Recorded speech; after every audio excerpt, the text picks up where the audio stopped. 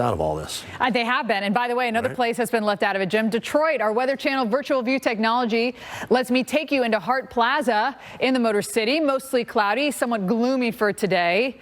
I'm sure the Lions fans feeling gloomy after yesterday. I feel so bad. I was actually rooting for the Lions. I really didn't have, I don't have any allegiance to either team, but I was rooting for those Lions.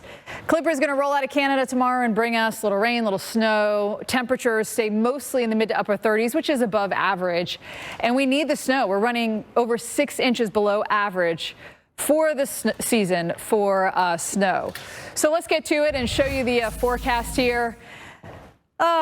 You'll see it come down on Tuesday. Then we just have the clouds. Temperatures are going to be in the 30s and 40s. We have a few pieces of energy here, but this is our main clipper energy that's going to clip on through. Clippers be clipping, and that's going to give us lift, but there isn't loads of moisture here.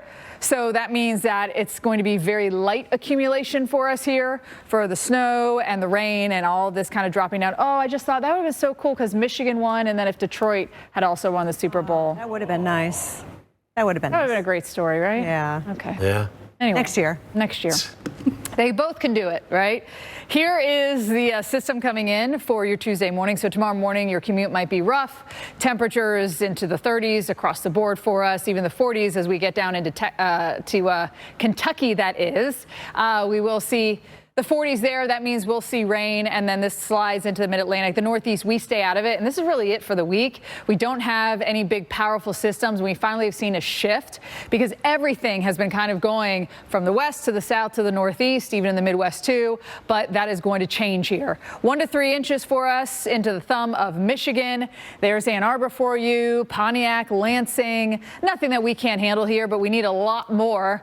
We haven't had a real big snowstorm here in a while. It comes in again for our morning rush. Maybe some delays tomorrow morning for the schools. We see delays this morning in Boston with a few inches, so it's possible. I'm not saying it's going to happen, but maybe a 2-hour delay for some of us here. Just throwing it out there. Kind of get your mind right for that. Rain into Chicago, Joliet, all the way over into Gary, Indiana as well, and then maybe some cooler stuff on the backside. And behind this, it's not like we have this huge Arctic outbreak that's coming on down. We actually stay mild and above average for a lot of us. How about in Ohio, Columbus down to Cincinnati? We are going to see rain, then switching over perhaps to a little bit of snow. Columbus, we're kind of on that line for us here. Lima, Dayton, a bit of a better chance, but it's all going to be really light and really wet as well as it pulls on through. So here's what a clipper is. It's a fast-moving low pressure that comes out of Canada. The name depends on where it is. You have the Alberta Clipper, the Saskatchewan Screamer, and the Manitoba Mauler. Those are the different names that we give them. And they do typically bring snow from the northern plains to the Midwest, the Northeast, or in this case, down into the Mid-Atlantic. Kelly. Well, we needed some cold air to go along with it. Welcome back into Pattern. Many schools in the U.S. are decades old and haven't been upgraded to be more energy efficient. That's why students in New York City are hoping to do something about it. Triage is a student-led environmental coalition that's pushing for upgrades in New York City schools. Catherine Giosa is co-executive director of the coalition. Catherine, thanks so much for taking some time to talk to us. Yeah. This is such a cool initiative that you have going on. So talk to us a little bit about what impact our older schools are having on the planet, because that's kind of a startling statistic.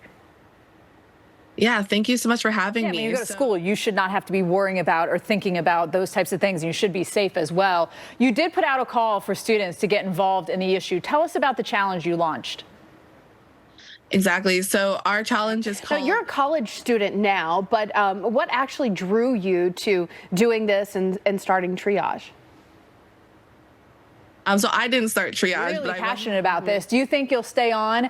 And, do you also think that at some point all these schools will be healthier and more efficient?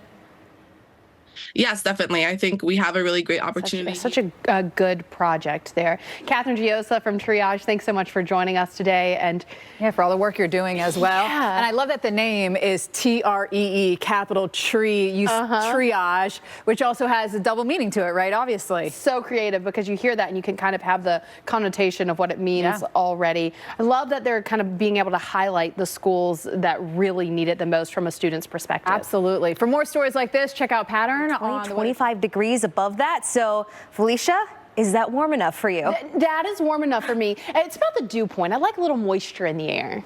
She has a lot of specifics. I have a lot of She has a lot of requests. To her. Yes, she does. Ideal temperature. Slightly needy. All right, next we head underwater. We'll explore the unique problems facing Florida's dwindling manatee. Too cold of water for me to get in, by the way. 72 to get in. Yeah, I'm going to probably pass on that. Okay, well, gatherings like that one in Blue Springs give researchers a chance to see how the manatee population's doing. So there is extra concern about these gentle giants after it's estimated 1,000 of these sea cows died in 2020. Environmental reporter Allie Van Fleet takes a look at what's being done to protect manatees in Florida and explains why helping them is no easy task. Despite the slight.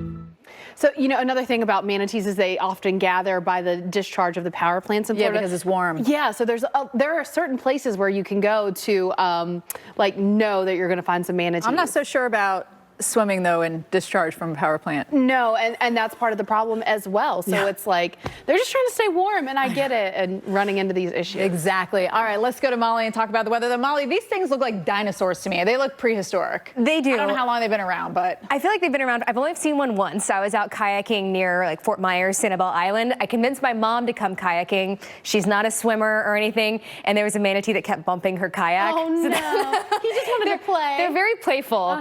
They're so cute. So, you know, you gotta save them. just like you, Molly. Oh, thank you. What's not so flooding? It's going to be a big issue. That it will be. Molly, thank you so much. Thank you. It's been a busy time. Well, here's what's coming up tomorrow on Pattern. Boxed wine gets a bad rap.